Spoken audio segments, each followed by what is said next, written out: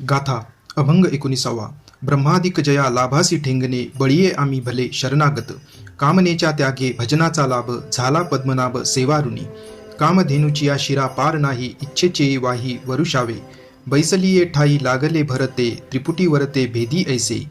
हारी नाही आम्हा विष्णुदासा जगी, नारायण अंगी विसावला. तुका म्हणे बहु लाठे हे भोजन, नाही रीता कोण राहत राहो. जगद्गुरु तुकाराम महाराज म्हणतात, ज्याच्या लाभापुढे ब्रह्मदिकांचे लाभ ठेंगणे आहेत, अशा ईश्वराच्या संगतीचा लाभ आम्ही प्राप्त केला आहे.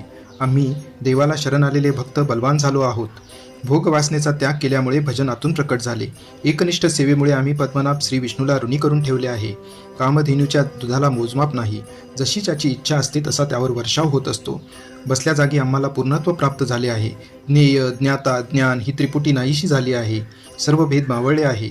आम्ही विष्णुदास अजिंक्य आहोत, कारण आम्ही विष्णुमय झालो आहोत. जगद्गुरु तुकाराम महाराज म्हणतात, या ब्रह्मरसाचे भोजन सर्वश्रेष्ठ आहे. हे भोजन जो घेतो तो कधीही उपाशी राहत नाही. विठ्ठल विठ्ठल विठ्ठल विठ्ठल विठ्ठल.